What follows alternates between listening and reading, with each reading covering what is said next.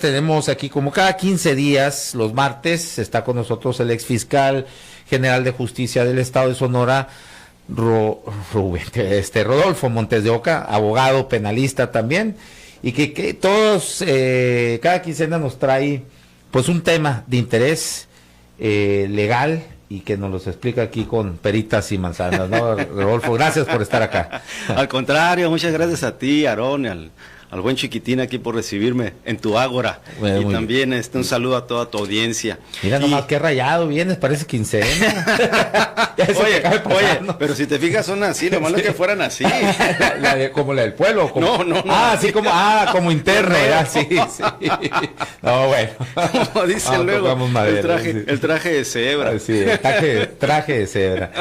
¿Qué onda? ¿Cómo andamos? Pues mira, el tema que propuse abordar el día de hoy es, para que la gente, ojalá les sea de interés, es que en mi concepto, los hombres jurídicamente más poderosos en Sonora son el fiscal general de justicia y el señor gobernador del estado. Hablo jurídicamente porque de acuerdo a las facultades que la ley les otorga. Y bueno, si vamos por el lado de la fiscalía, hay otros elementos. Si lo hubiéramos dejado, como me lo sugerías tú, no dejarlo sin el jurídicamente, pues hay otros elementos de poder, de poderes fácticos, como el económico, el político, que bueno, habría que ver también ahí, medirse, ¿no? Las aguas, aunque creo que en este momento, pues igual, y sí podría ser, por lo menos el gobernador, el hombre más poderoso en el estado, ¿no? Puede ser. Sí, yo considero que sí. Ahí sí el gobernador, como en él confluyen tanto la parte jurídica como la parte política, bueno, pues eso le da un peso muy grande. Sí. Por eso platicábamos de que la palabra jurídicamente aquí era importante, porque hay gente muy poderosa en Sonora, en la parte económica, en la parte también política, en la parte social, en la parte religiosa, etcétera. Pero aquí estamos hablando de las facultades que nuestras leyes les otorgan. Entonces, si entramos con el señor fiscal, debemos de tener muy presente que, pues como todos sabemos, el bien que todos, el principal bien que está tutelado y que nosotros apreciamos es la vida. Así es.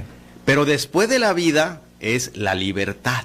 Ese es el bien jurídico más preciado después de la vida, es la libertad. Y de acuerdo a la Constitución General de la República, en su artículo 21, el monopolio de la acción penal para poder ejercitarla ante un juez y poderte imponer una penalidad privativa de libertad, la tiene exclusivamente la institución del Ministerio Público, que está encabezada por el fiscal general de justicia en lo que hace a nuestro estado.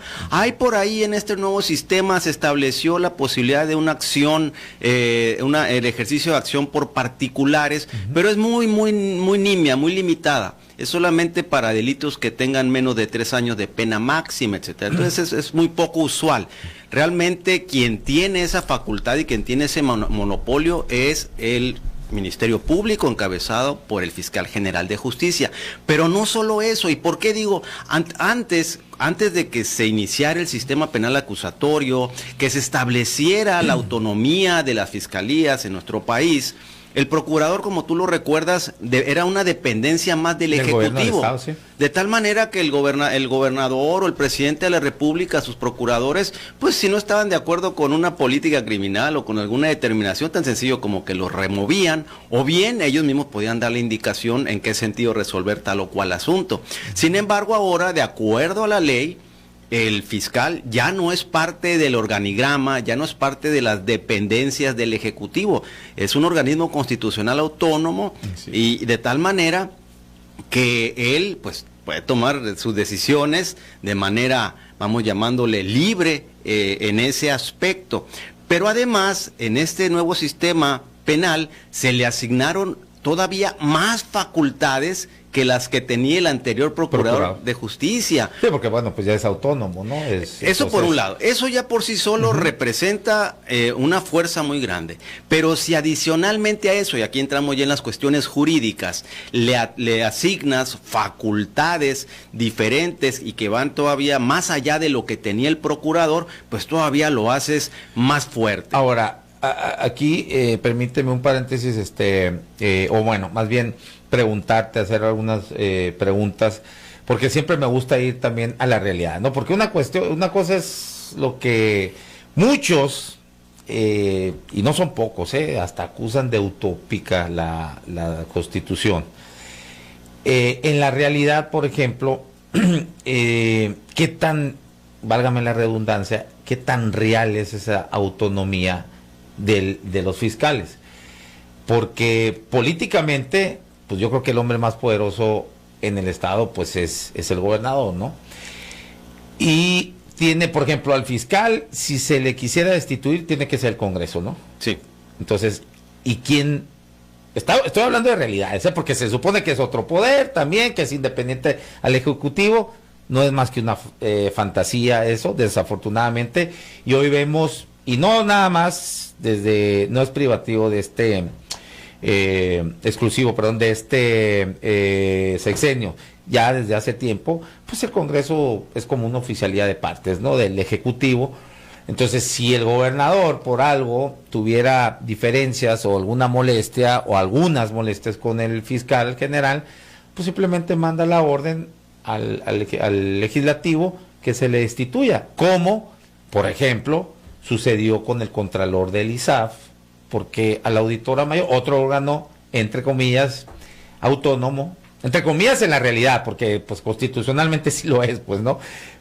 Pues le molestaba y pidió que se lo quitaran y se destituyó, y lo que debió haber sido algo más un escándalo mayor, que fuera más analizado, que los medios hubiera mesas de análisis hablando sobre ese tema de destituir aún sin ningún argumento. Aquí estuvo la presidenta de la Comisión de Fiscalización del Congreso. Perdón que te estoy dando todo un contexto, sí, pues, claro, para sustentar mis cuestionamientos. Sí, muy bien. Y yo le pregunté a Natalia Rivera cuál fue el argumento de la gran mayoría, porque fueron los únicos, MC fue la única bancada que votó en contra de esa destitución, y dijo, pues ninguno, que nada más era facultades de ellos. Pues sí, pero esa facultad, ¿por qué la ejercieron? ¿Qué cometió? ¿Qué error? ¿O qué hizo el Contralor? No hubo argumentos, solamente la destitución. Entonces, a eso voy, pues, ¿no? ¿Qué tan real, Rodolfo Montes de Oca? Tú fuiste el primer fiscal, de hecho, ¿no? O sea, tú empezaste como procurador y luego se dio la transición, ¿no? A fiscal, y donde ya eres autónomo y todo esto. Y bueno, tú después renunciaste, ¿no? No es el tema, pues, pero tú viviste eso, y luego viene Claudia Indira Contreras, que hasta, pues, mira, renunció, y luego el actual fiscal, Gustavo Rómulo Salas, pues es un hombre, se sabe, pues de un tiempo para acá cercano al gobernador, ¿no? Es alguien que quiso ahí el gobernador. Está bien, cambiaron la ley también, y el gobernador ahora propone directamente quién puede ser, ¿no? Y pasa por la serie de filtros del Congreso. Y bueno, la pregunta es esa: en la realidad, dado todo este contexto que te pongo aquí, ¿qué tan real es esa autonomía? Yo considero que en este momento es muy real. Sí. Todo depende de quien ocupe el puesto y qué actitud asuma ante las facultades o el marco jurídico. Porque así como tú acabas de expresar esos ejemplos, yo te puedo platicar el ejemplo del actual fiscal general de Morelos, en donde el gobernador ha hecho, hasta con el apoyo de la presidencia de la República, todo lo que ha estado a su alcance por removerlo, y no lo ha podido remover. Y luego sale y vuelve a tomar el cargo. Porque, ¿cuál es la parte muy importante? Y por qué digo en este momento? Porque en este momento vemos que en donde sí se nota una separación de poderes es en el Poder Judicial de la Federación y el Ejecutivo Federal. Sí. De tal manera y ese es un tema también aquí de la fortaleza que tiene que tienen los fiscales de los estados autónomos y el fiscal general de la República, que desde la Constitución les deriva un fuero constitucional. De tal manera que eso es lo que se estuvo haciendo valer en defensa de este fiscal general de Morelos, que si el Poder Judicial Federal fuera de los que recibe, consigna, línea, pues yo creo que no lo hubieran liberado, no hubieran emitido las determinaciones que permitieron la liberación de este fiscal general de justicia de Morelos. Y entonces, algunos, ¿por qué se quejan de que pues está en peligro la democracia, que porque el presidente ataca a la Suprema Corte? Yo he visto que la ataca así verbalmente, y creo que es parte también de la democracia que un poder se critique al otro. ¿Por qué no? Pero hay muchos que se escandalizan, como híjole, o sea, y ahí estamos viendo un ejemplo. A ver, ¿qué hizo el presidente? Si estuviéramos en una dictadura o una semidictadura o como le quieran llamar, pues hubiera sido... Lo aceptó y yo creo efectivamente hay que reconocerlo. Porque la democracia... Y no con esto, perdón, que te interrumpa acá nomás para acotar. No con esto es que yo esté avalando cada dicho y cada señalamiento del presidente. No estoy de acuerdo, sí estoy de acuerdo, por supuesto, de señalamientos que le ha hecho la Suprema Corte de Justicia, que por favor, todos lo sabemos, o sea, sabemos las prebendas, todo el tipo, ya sabes, el virreinato que ahí se da, está bien, pero hay otras cuestiones también donde el presidente, pues se le pasa la mano, exagera, incluso hasta... raya en las mentiras, o se pasa de las mentiras, pero bueno, a final de cuentas, pues eso es la democracia. Que no les gusta la democracia, pues entonces luego se quejan, ¿no? Entonces, yo nomás quería dejar claro este punto, no es que esté ni a favor de uno o del otro, hay cuestiones que, insisto, que me parecen que son atinadas del presidente, otras no, como por ejemplo que quiera que se vote y más, qué pinche locura, que yo no creo, Si me permites opinar. Yo, sí, te lo voy a pasar ahí. Yo nomás digo, no creo que es lo que pretenda así. El presidente nada más quiere echarles la presión encima, porque imagínate qué locura sería que se votara. Yo me voy a desviar entonces un poquito aquí el tema. Lo podemos retomar más adelante de la fiscalía. Nomás reitero que si ahorita iba a hacer un pequeño repaso sobre esas facultades y atribuciones legales que tiene, que lo hacen junto con el gobernador, jurídicamente el hombre más poderoso en el estado de Sonora, y además de inclusive la posibilidad de perdurar por 6 años inamovible y poder ser ratificado por otros 6 años más. El fiscal general. O sea, puedes ya en las reformas, no, así. Ahora, en cuando reforma, yo ingresé así, eran 9 años. O sea, pueden ser 12 años. Ahora son 6 años, pero con la posibilidad de ser ratificado por otros 6. Bueno, ahorita tomamos porque me parece muy interesante el tema que acabas de abordar, y sobre todo la expresión que emitiste, y que mucha gente así también lo retoma, cuando dijiste esa locura de que sean votados los jueces. Jueces y magistrados. Jueces y magistrados, así es. El primer punto también, ahorita mencionaba sobre las expresiones del señor presidente en la mañanera en cuanto al Poder Judicial. Él siempre lo ha dicho, y no vengo aquí a hacer una defensa ultranza, pues no, pero sí creo que lo ha dicho, y él mismo lo ha respetado cuando dice aquí hay libertad de expresión. Entonces, él se expresa, dice lo que siente, lo que piensa, y también la demás gente opina y dice lo que siente y lo que piensa. Y si vemos las redes, lo que hablan y dicen de él, y las revistas, etcétera, olvídate. Bueno, ese es un punto. Ahora, si vamos al punto del Poder Judicial, yo te diría que yo no lo veo algo tan disparatado. Exactamente. ¿Por qué? Porque, fíjate, anteriormente en el sistema penal acusatorio, y yo de hecho he escrito algunos artículos en una revista del Mundo del Abogado a nivel nacional, un artículo que el título es el siguiente: El jurado popular, la pieza faltante en el sistema acusatorio de México. ¿Por qué? Porque si íbamos a copiar el sistema oral acusatorio de Estados Unidos, pues lo hubiéramos copiado completo, un jurado ciudadano, como ya funcionó aquí en el país de 1920 a 1929, con mucho éxito. Claro, después se decía que luego se dejaban llevar mucho por las emociones, no por lo técnico. Sí, pero yo prefiero que haya 12 ciudadanos que no van a recibir línea a que esté uno que pueda recibir línea. ¿Y de qué te sirve estarte quemando las pestañas, estar aprendiendo las destrezas de litigación, la dogmática penal, la teoría del delito? Si resulta que puede haber un juez de consigna que con un telefonazo el asunto pues ya te salió en contra o te salió adverso. Entonces, yo honestamente, en primer lugar, eso es inclusive democratizar más el poder judicial, reinstaurando los jurados ciudadanos, por lo menos cuando se fuera a determinar una prisión preventiva, aunque no sean tantos. Pero volver políticos a los magistrados ahora, y jueces. Volviendo a lo mismo, yo he escuchado que lo que él ha referido es que los integrantes de la Suprema Corte de Justicia de la Nación. Y a mí, como te digo, no me parece tan descabellado. ¿Por qué? Porque ahorita, finalmente, ¿en manos de quién queda la designación de los ministros? Del presidente de la República. Porque tú acabas de dar el ejemplo. Pues sí, pero el legislativo... Sí. Cuando tienes la gran mayoría... O sea, si hablamos de la práctica... Y si no tienen la mayoría, pues inventan estafas legislativas, ¿no? Bueno, al margen de... Pues pueden salir ahí... Digo, estamos hablando de realidad. Las pueden enseñar ahí, pues, ¿no? Mostrar nomás así.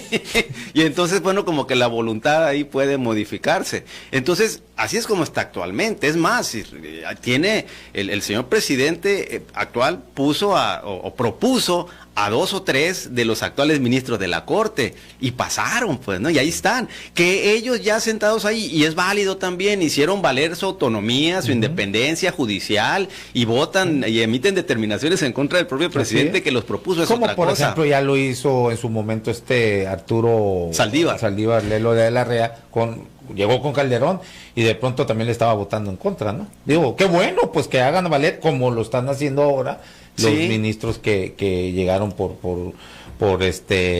a sugerencia del presidente. Ahora, ¿no? Yo entiendo que la gente del Poder Judicial, el foro de abogados, muy probablemente diga, bueno, pues Montes de Oca también, Rodolfo Montes de Oca también entró en la locura ahí o en el disparate. Montes de Oca, López de Obrador.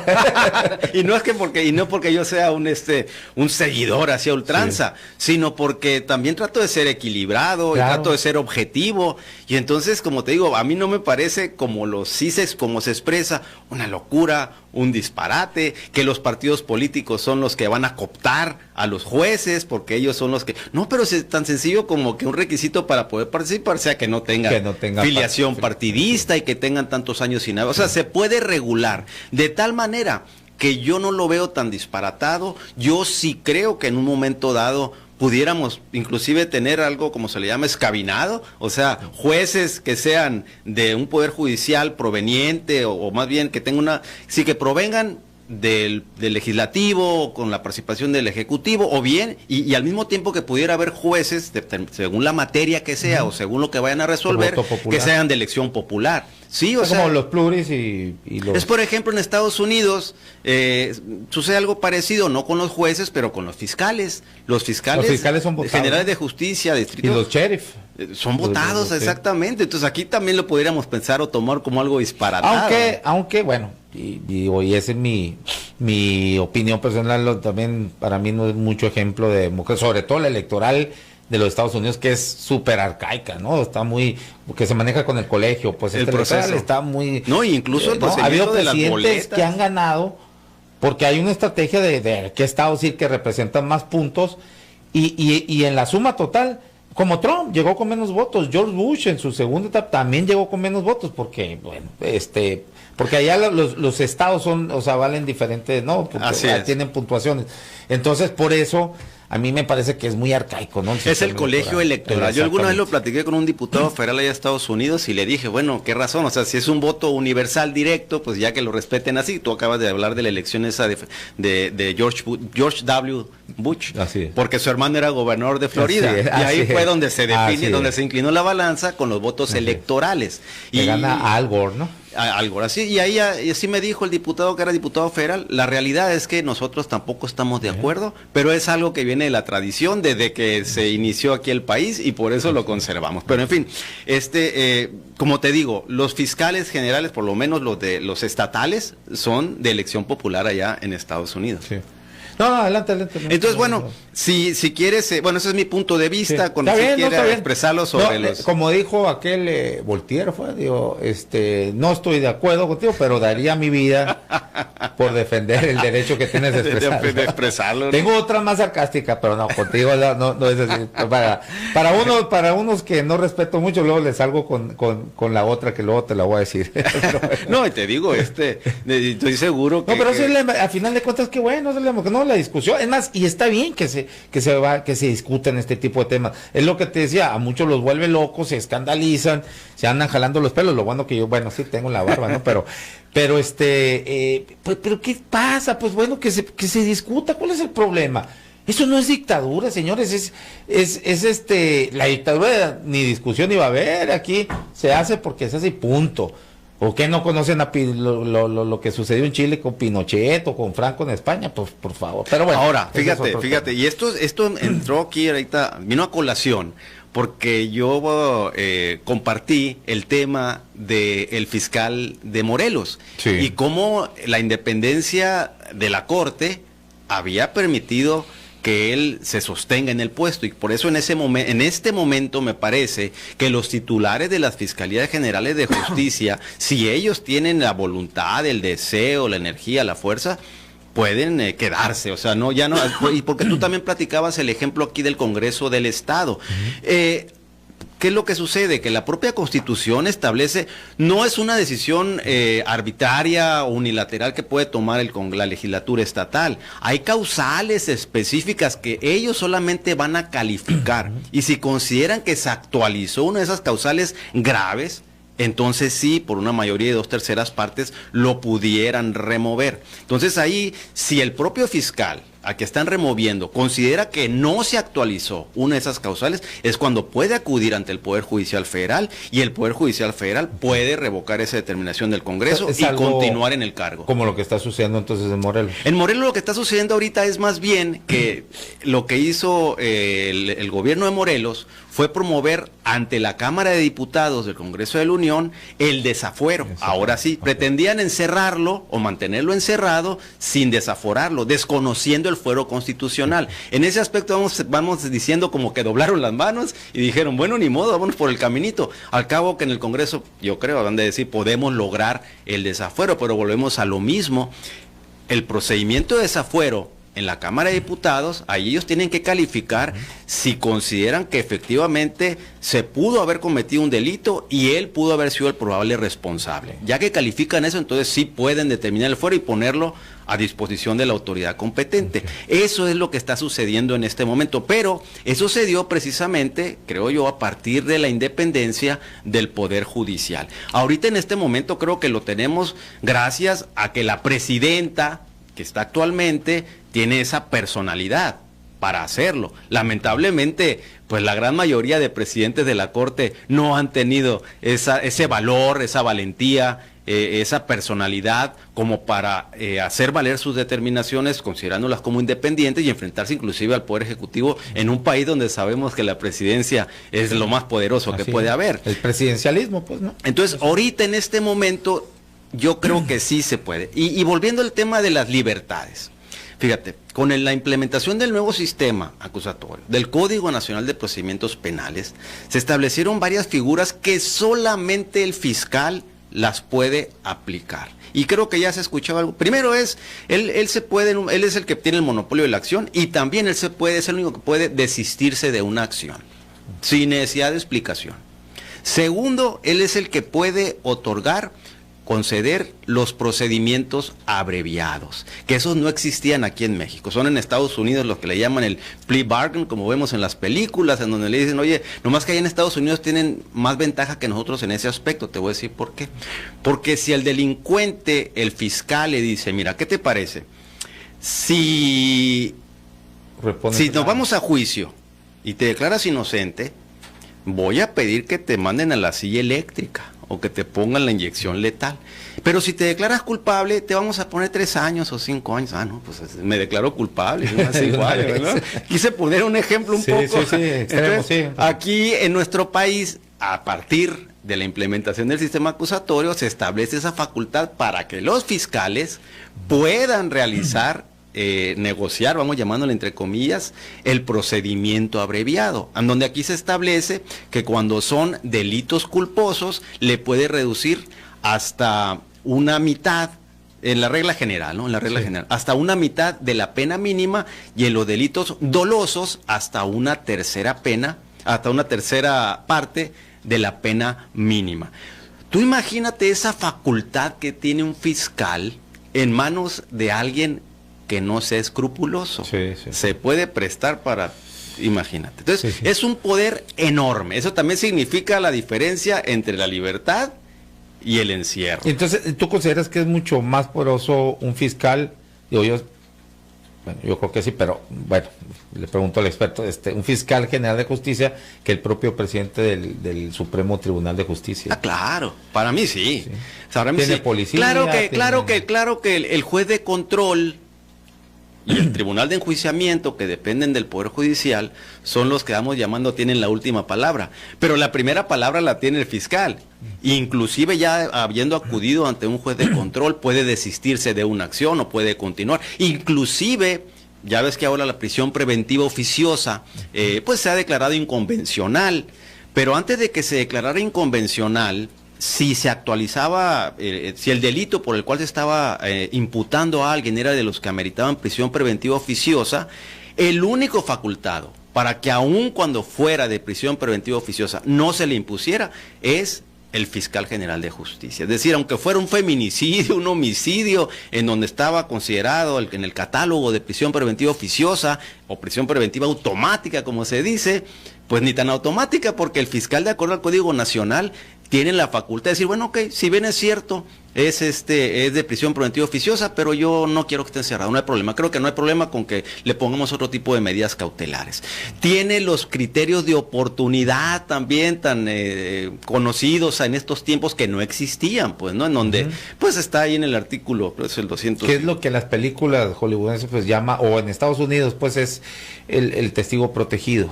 No, esa es otra figura. ¿Cuál sería el Esa es otra figura.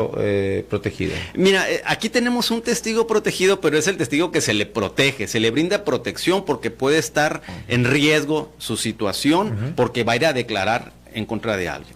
Aquí más bien pudiéramos llamar que una analogía a lo que creo que tú te refieres es el criterio de oportunidad, que establece que cuando tú eres imputado, pero denuncias un delito más grave del que tú cometiste en esa organización, entonces puedes ser beneficiado con ese criterio de oportunidad, que te liberen, pero tú tienes que estar comprometido a que cuando llegue la audiencia de juicio tienes que ir a declarar y sostener lo que acabas de declarar. Queda en suspenso. Y cuando ya vas a la audiencia de juicio y declaras eso, lo que te comprometiste, entonces sí, ya puedes quedar liberado. Pero también debo decirte que hay otros supuestos de criterios de oportunidad, no nada más esos, pero es facultad. Hay gente que dice, bueno, es que yo ya estoy en uno de los supuestos de criterio de oportunidad.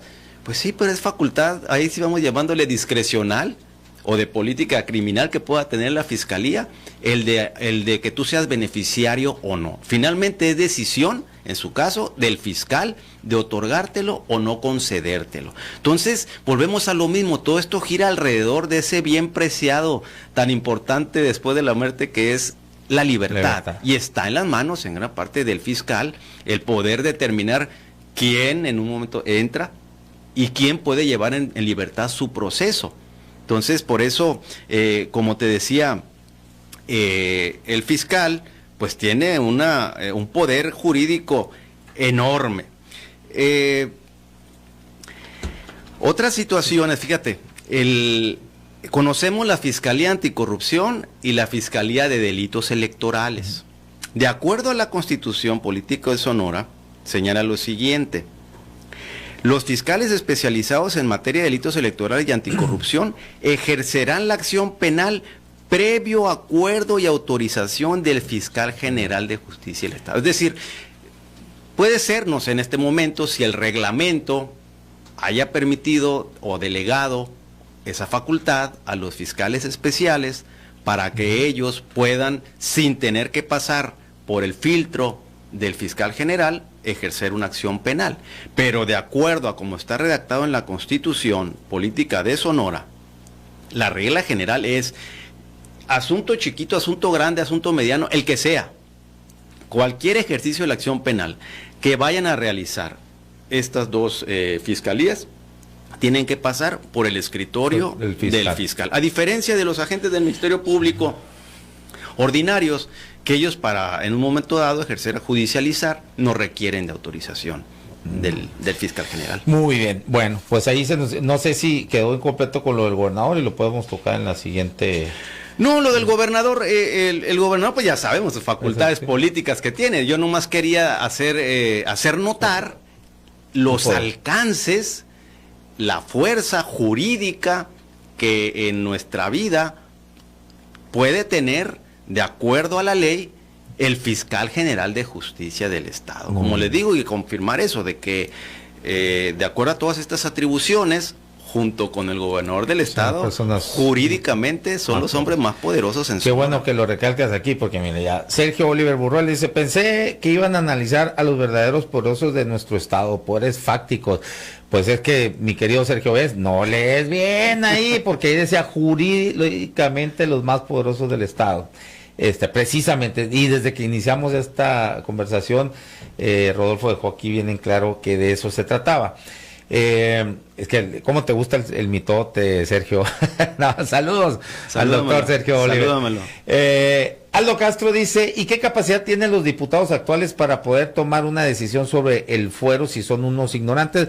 Mi querido Aldo, esa es la democracia precisamente. ¿Te gusta la democracia o quieres dictadura o quieres otro tipo de sistema? Pues habría que discutirse, pero esta es la democracia. Ignorantes, inteligentes, capacitados, no capacitados, son los que, o sea, es el voto popular. Algunos le llaman las fallas de la democracia. Yo no le llamaría así, sino simplemente eso es precisamente un sistema democrático, que cualquiera que cumpla con los requisitos para ir a una elección popular, pues ¿no? O sea, no tienen que andarle pidiendo hilos. Pues es que ese es un derecho constitucional, votar y ser votado. Así es, el ciudadano va a decidir, y la mayoría de los ciudadanos, pues bueno, decidieron que eso hay que reconocer, que ahora sí, porque yo creo que a ti te tocó en alguna época cuando dábamos por descontado que era un fraude en las elecciones. Ahora sí creemos. O sea, creemos en los resultados de las elecciones. Mientras gane Holgado, ¿no? Porque mamacita quería ¿Mientras gane quién? Mientras gane Holgado. Bueno, porque vienen las quejas, vienen los reclamos, pero ya no hay ese cuestionamiento o ese señalamiento automático de que no, pues ya hubo fraude. Digo, seguridad en cuanto a que era fraudulento, pues el proceso y el... Sí, ya hemos avanzado mucho, nos falta, pero sí hemos avanzado mucho de aquel... Cuando compitió solo, ¿cómo se llama? López Portillo fue, ¿no? Sí, porque era el candidato único. Con el 100% de los votos, no chinguen. O sea, está bien, no había otro ahí. Pero yo creo que sí los tuvo. Pues lo que pasa es que en ese momento no había la gente no tenía conciencia, yo creo, de que podía votar y que podía cambiar. Creo que ganó como 120%. Yo creo que el parteaguas vino en aquella elección de Salinas con Cuauhtémoc Cárdenas, ¿no? Y la ley del sistema. Pues muchísimas gracias, Rodolfo Montes de Oca. Pues ahí en 15 días más nos estamos viendo por acá. Claro que sí. Otro buen tema y polémico. Sí. No, qué bueno que hubo ahí polémica. Pero bueno, te lo agradecemos. Muchas gracias, Rodolfo Montes de Oca. Vamos a una pausa, mensaje de nuestros patrocinadores y regresamos. Uy.